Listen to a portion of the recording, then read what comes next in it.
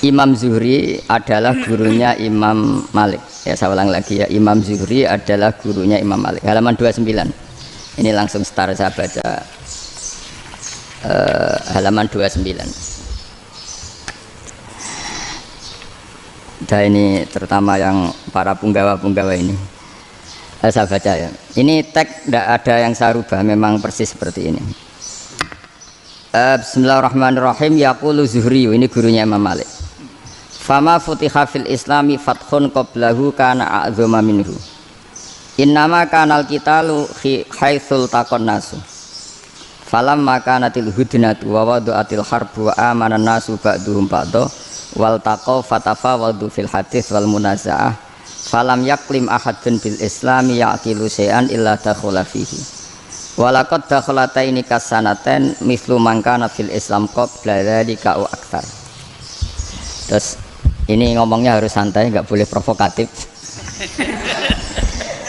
Begini, kita tahu dalam perdamaian Hudaybiyah itu poin-poinnya itu semuanya merugikan Islam. Di antaranya adalah jika yang Islam masuk kafir harus dibiarkan, karena berarti masuk ke habitat asli. Karena Nabi sebelum jadi Nabi komunitas pokok itu kafir, sehingga kalau Islam masuk kafir kembali ke habitat. Tapi kalau Islam masuk kafir, kafir masuk Islam itu harus dikembalikan karena dianggap bid'ah. Maka kalau kamu dituduh bid'ah itu tenang saja dulu. Nabi itu ya dituduh ji'ta bidinin muhdas, kamu datang dengan agama yang baru. Cuma agak diteruskan wa kullu muhdasatin bid'ah wa kullu bid'atin dalalah. Jadi orang-orang kafir dulu kalau ngomentari Nabi ya ji'ta bidinin muhdas, kamu datang dengan agama yang baru. Nabi nurut. Semua perjanjian yang merugikan Islam itu Nabi nurut. Tapi Nabi hanya minta satu hal, jangan ada perang 10 tahun. Dan orang boleh seminar, boleh diskusi tentang Islam. Ya ini dengerin betul ini. Jadi saya tidak akan provokatif, ini pakai logika. Nanti bisa dipakai disertasi doktor. Tapi saya minta orang boleh diskusi, boleh seminar tentang Islam. Akhirnya saat itu juga ada orang yang masuk Islam. Di depan tulisan itu belum kering istilahnya. Datang ke situ namanya Abu Jandal bin Suhail bin Amr. Itu datang ke Nabi, ya Rasulullah saya ini mau masuk Islam. Kata orang-orang kafir, ini pertama Muhammad, kamu komitmen enggak sama perjanjian? Kalau kamu komitmen harus kamu kembalikan. Nabi bilang, ya Abu Jandal kamu kembali ke mereka, ke habitat mereka, yaitu menjadi kafir, di komunitas kafir maksudnya. Akhirnya nangis. Sayyidina Umar itu mendekati Abu Jandal, kemudian memberi isyarat supaya ngambil pedangnya. Jadi isyaratnya wong ini baca ora wis. Maksudnya orang-orang kafir. Tapi Abu Jandal nggak mau. Singkat cerita akhirnya kembali ke komunitas kafir. Tapi yang dikatakan Imam Zuhri cara analisis ini nggak bisa pakai provokatif, harus pakai analisis. Innama kanal qitalu haitsul taqon nasu. Yang namanya perang itu menjadikan orang tidak berpikir jernih. Ini poin yang diambil oleh Rasulullah. Kalau dibahasakan Nabi curi kesempatan, masuk Nabi dikatakan mencuri, meskipun itu hanya bahasa ya. Nggak mungkin lah kita bahasakan seperti itu. Saya ulang lagi ya. Kenapa ada perang berkesinambungan sampai tahun ke-8 Hijriah?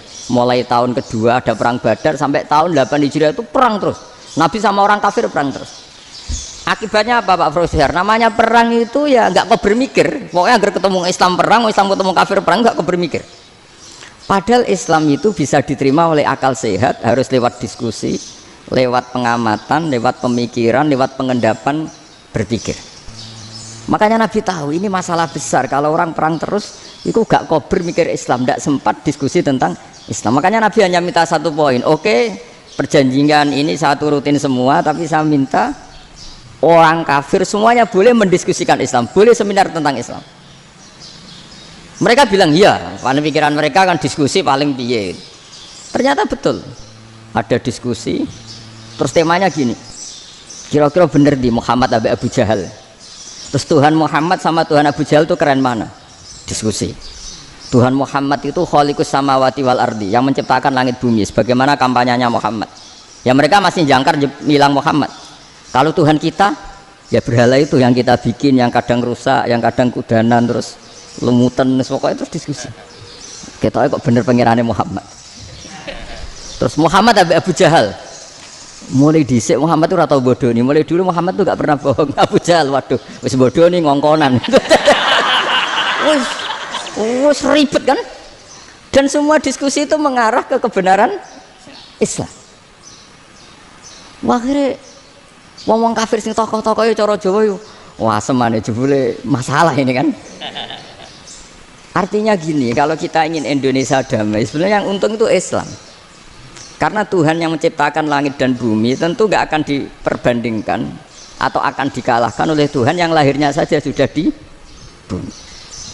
Misalnya kita menjual Tuhan Allah, siapa itu yang menciptakan langit bumi, yang ada sebelum langit bumi, bandingkan dengan Tuhan yang lahirnya di bumi, ada tanggal lahirnya, ada aktenya, itu kan sudah ribet kan. Begitu juga kalau memperbandingkan tokoh, Muhammad itu siapa?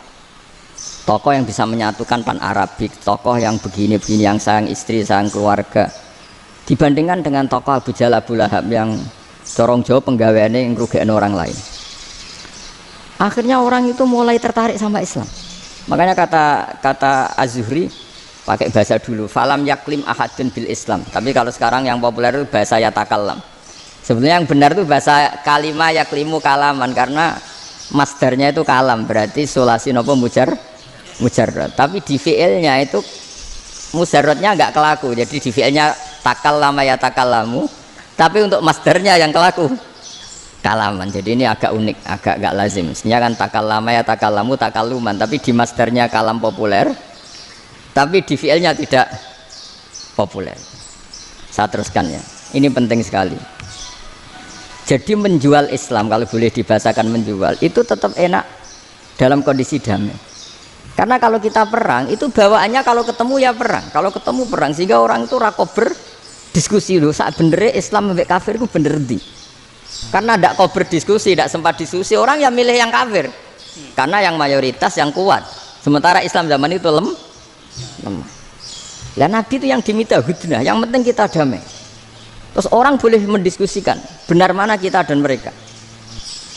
Ya setelah diskusi ya tadi kan nggak mungkin Allah yang begitu keren hebat pencipta langit bumi dibandingkan berhala yang mengurus dirinya sendiri saja tidak bisa. Walhasil terus orang mulai tertarik sama Islam dan aturannya nggak boleh dilarang diskusi itu. Nah makanya saya pernah ditanya beberapa profesor di Jogja, Gus, suatu saat kalau kampus paling keren di Jogja ini ada Islamic Studies, kemudian pengajarnya dari berbagai agama, ini riskan nggak bagi Islam? Saya jawab, asal yang didiskusikan Islam itu nggak masalah, yang repot itu umat Islam. Karena kalau umat Islam yang jadi percontohan, banyak raja yang dolim, banyak pemimpin muslim yang dolim, terus identik dengan Islam itu jadi dolim kan ribet. Ya kalau pas umat Islam, kalau Islam yang kumat kan jadi masalah kan. Nah ini kan terus jadi beda umat Islam sama Islam yang lagi apa? Kumat. Singkat cerita terus Islam mendapat posisi yang luar biasa.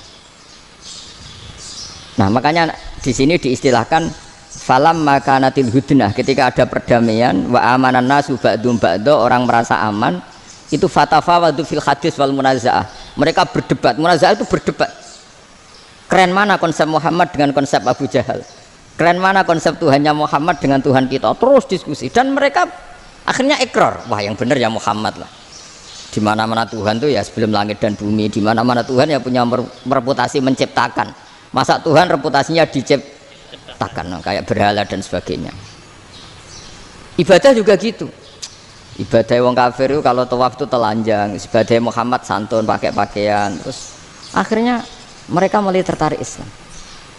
Sehingga saya lihat di beberapa tafsir, saya memang tidak akan ngomong yang tidak serius, ngergani Unisba ben sawangane pemikir serius.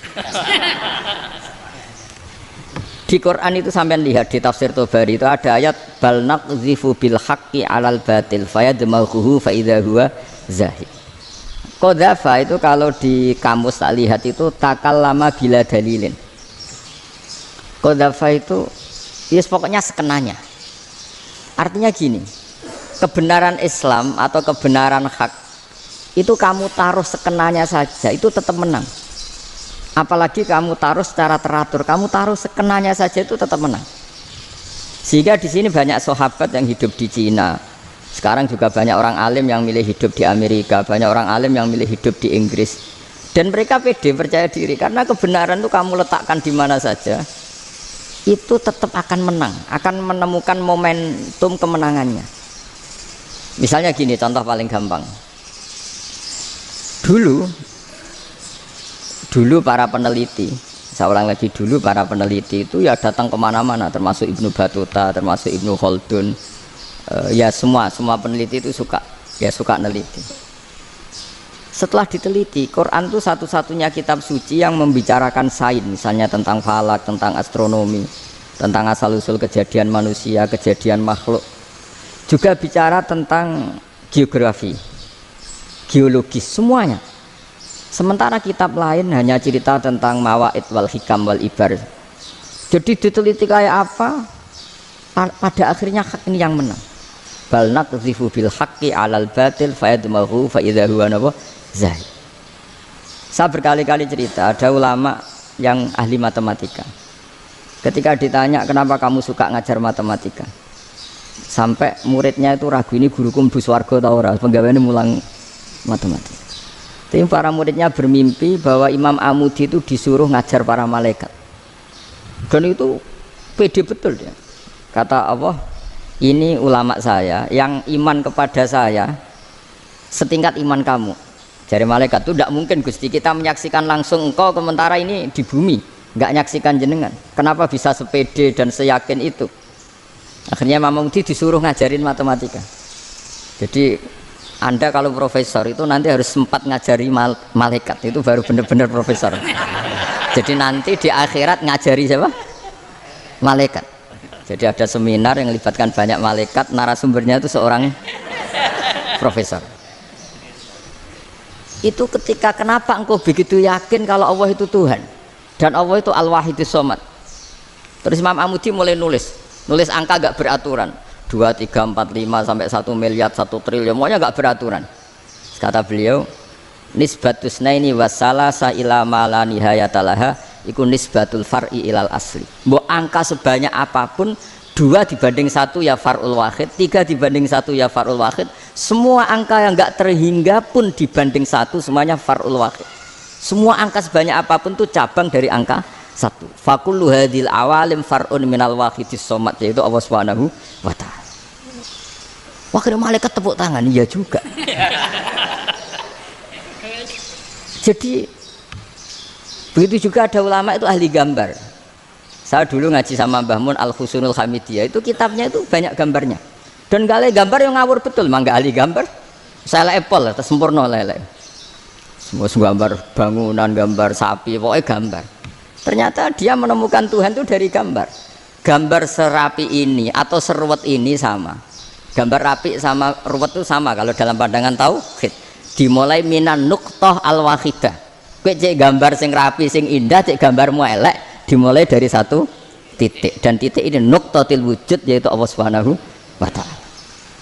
Jadi nak cara ahli tauhid gak penting gambare apik, menang lomba atau ora penting. Butuhe hadis surah ini gambar baik yang rapi maupun ndak adalah min nuqtah dari 1 titik.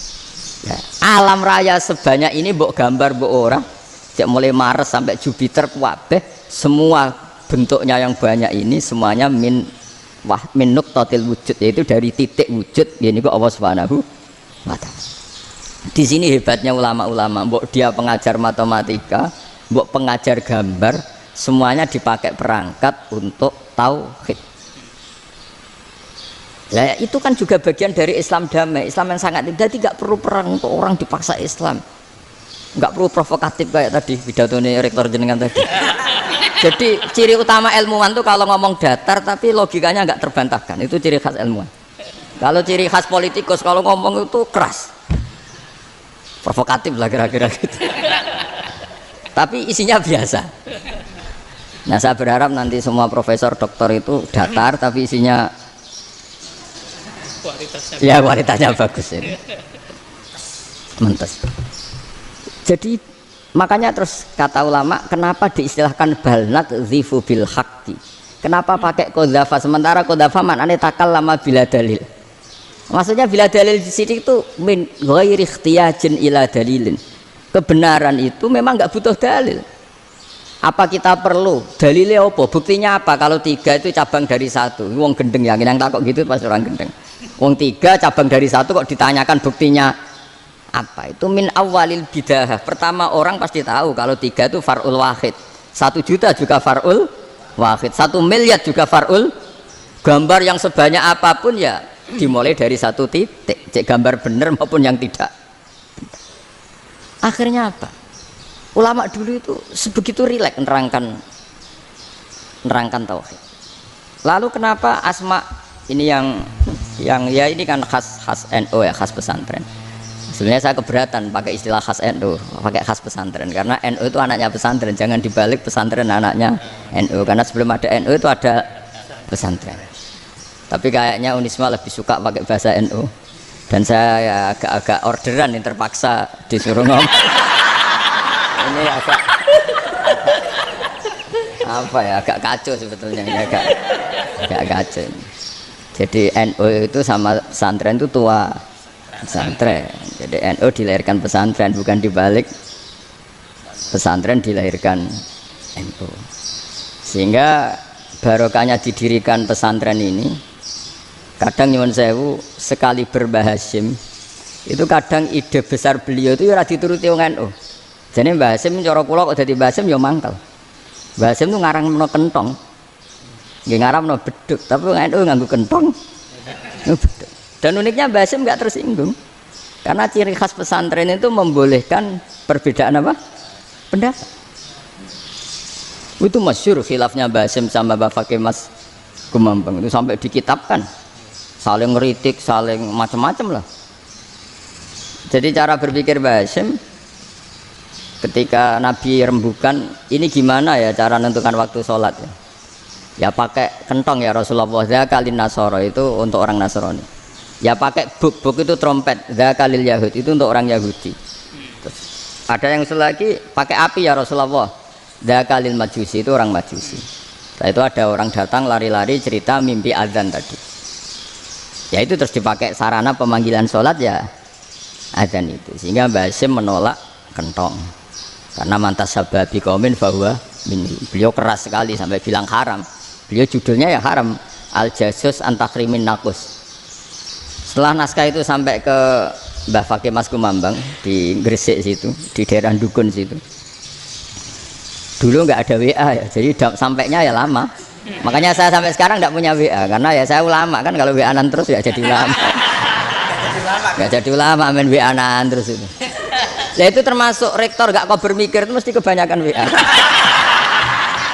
Karena kan otaknya didikte oleh sesuatu yang masuk, sesuatu yang dilihat itu kan pasti mendikte kita.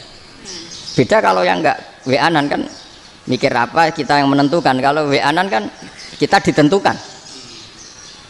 Mau mikir anaknya butuh apa gara-gara WA informasi Jakarta mikir Jakarta. Padahal secara kewajiban ngapain kamu orang Malang mikir Jakarta?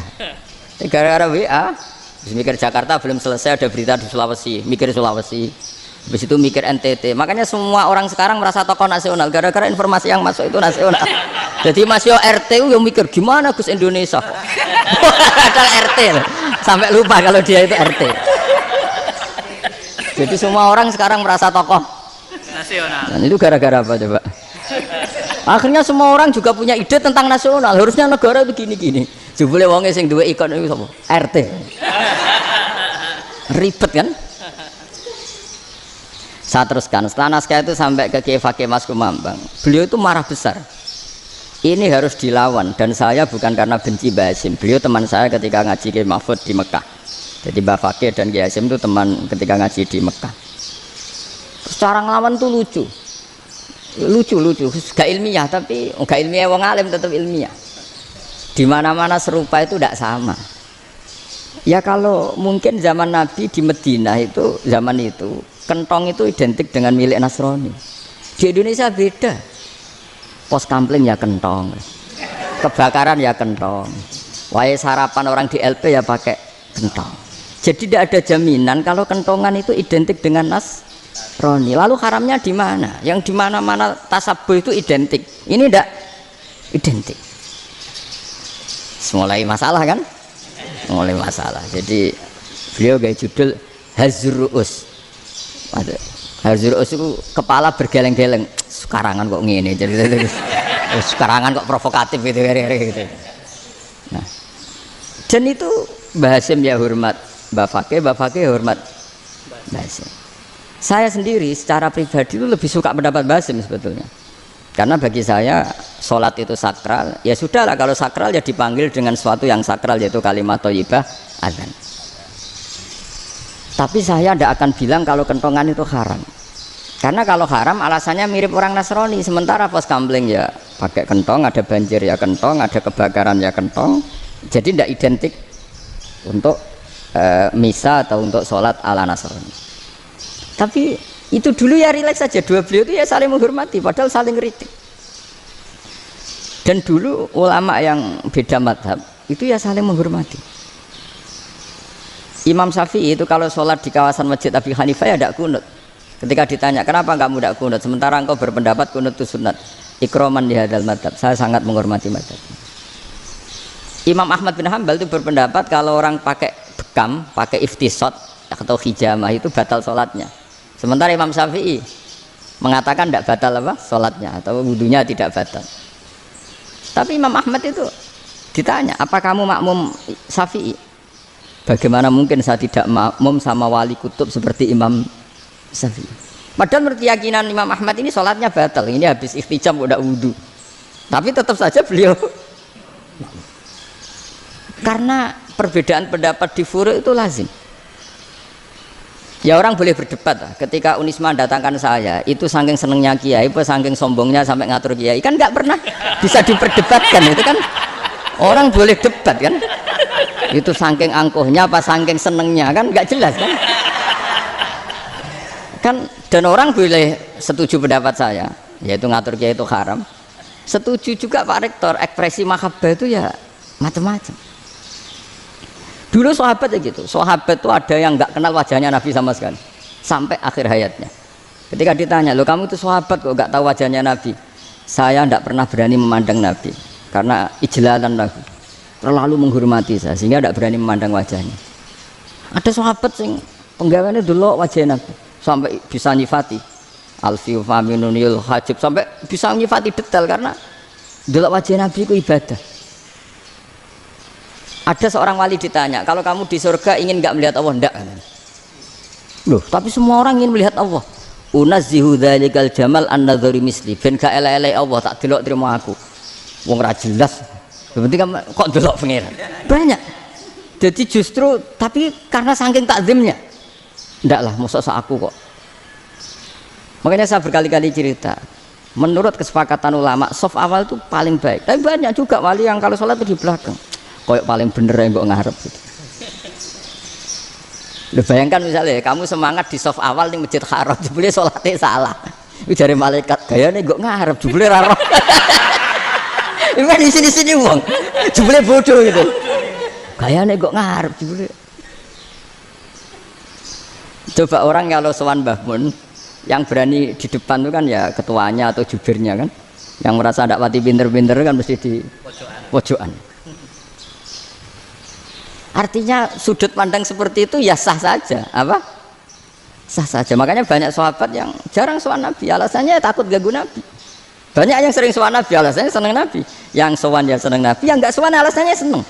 Loh Nabi itu tokoh, punya keluarga, punya anak. Kalau saya sering sowan berarti sering ganggu. Yang sering sowan dia alasan ini khazanah kita harus istifadah. Jadi zaman dulu dia biasa dua sahabat, yang satu milih mahabbah itu milih sering sowan, yang satu juga mahabbah milih tidak sering. Karena pertanyaannya bisa dibalik kan, sering sowan apa sering ganggu coba. Nabi Abedar, assalamualaikum. Nabi nimang cucunya, assalamualaikum. Ayo bener yang sowan apa bener yang enggak kalau seperti itu. Akhirnya terus diatur sedemikian rupa oleh Quran. Walau annahum sabaru hatta takhruja ilaihim lakana khairal lahum. Jadi sahabat kalau mau sowan Nabi ya nunggu di Sufah. Kalau Nabi keluar berarti milik publik, sekali masuk ke dalam tidak ada berapa yang berani sowan. La tadkhulu buyutan nabi illa ayyudzana lakum. Kalau soal sampai masuk dalam harus nunggu dipanggil. Karena sekali Nabi masuk dalam itu milik privat keluarga, milik istrinya, milik cucunya, milik keluarganya. Jadi Nabi sekali keluar ke ruang itu berarti milik publik.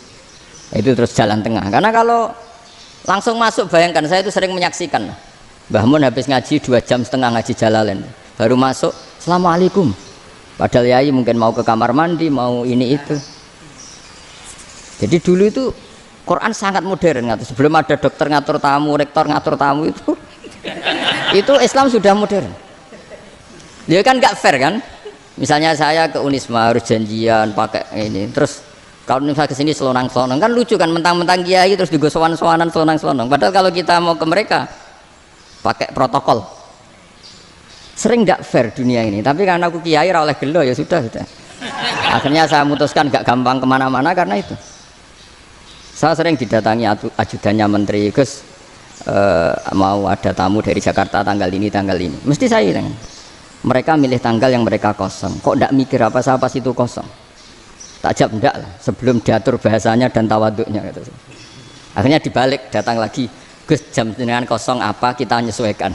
Lah itu lagi dia akhlak kata saya. Itu baru punya akhlak katanya. Bukan masalah ini, bukan masalah gengsi ya. Saya sendiri itu dolan ke alumni itu jarang karena ya takut. Kiai kan ya nganggur, jam 9 nganggur, jam 10 nganggur. Bisa saja alumni itu kerja di pabrik, bisa saja yang latihan ekonomi di pasar. Sehingga kalau saya datang jam 9, iki kiai sing nilai santri ini, apa kiai sing ganggu santri.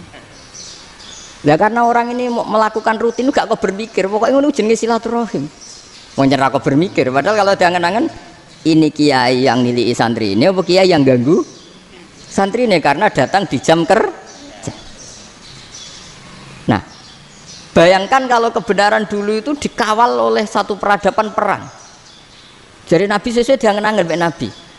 Perang Badar menang Nabi, perang Uhud menang wong kafir, perang ini gonta-ganti. Apapun itu yang penting satu kesimpulannya, cara Rasulullah kesimpulannya satu. Orang tidak kober mikir kebenaran secara mengendapkan pikiran dengan pikiran jernih. Maka hebatnya Nabi ketika perjanjian, pokoknya saya minta nggak ada perang. Dan orang boleh mendiskusikan Islam. Itu luar biasa idenya Nabi. Karena bawaan perang itu orang kan nggak kok bermikir. Ibarat seorang misalnya senang satu perempuan, ketemu rivalnya langsung perang kan nggak mikir. Tapi kalau kau bermikir, jangan-jangan cawe itu rasa seneng aku. Untungnya apa untuk uang ayu rasa seneng, malah mau loro hati. Terus sudahlah, buruan dialihkan kemana kan gitu. Itu nak mau amin WA nan tukaran lewat SMS atau tarung langsung ora kok bermikir. Tapi kalau kau bermikir, akhirnya berpikir nih, perempuan tadi sebenarnya yang disenangi siapa? Oke, ternyata senang Pak Erick. Sudah kita ngalah. Karena tidak ada nikmatnya kan menikahi perempuan yang sama sekali tidak mencintai kita. Tapi kalau nak kau berpikir pokoknya diprovokasi, wah gue kalah mbak A, gue kalah mbak B. Pikirannya kan, ojo sampai kalah. Bareng wis menang ternyata ada mas. Lah. Nah bayangkan Islam itu seperti itu dulu, dipertarungkan. Luang Islam itu dinu aklin, agama yang diterima dengan akal sehat. Tapi sekarang ukurannya perang. Yang menang berarti benar, yang menang benar. Kan terus jadi repot. Itu Nabi tidak ingin, makanya Nabi ingin sudah lah, nggak ada perang. Nah, makanya kata Imam Zuhri, fathul Islam terbaik adalah orang boleh diskusi tentang Islam dan tidak ada perang. Lagi-lagi penting, tidak perang itu penting, silmun itu penting, perdamaian itu. Setelah tidak ada perang, akhirnya fatafawadu fil hadis wal munazah, orang boleh diskusi apa saja, termasuk boleh adu polemik. Konsep satu Tuhan dan Tuhan banyak diperdebatkan. Akhirnya Nabi secara rileks bisa menjelaskan. Muhammad, urusan kita banyak. Kalau Tuhannya satu tidak cukup, Tuhan harus banyak untuk menyelesaikan berbagai urusan. Ada Tuhan bagi rektorat, bagi macam-macam kan. Ada Tuhan untuk ngurusi utang, ngurusi BPKB, macam-macam. Terus kata Rasulullah, enak saja Nabi jawabnya. Ya kalau kamu punya majikan banyak, perintahnya beda-beda, kamu mangkel enggak, bingung enggak? Ya susah mat. Kalau majikannya banyak, perintahnya beda-beda, kita jadi repot. Senang mana? Senang majikan satu.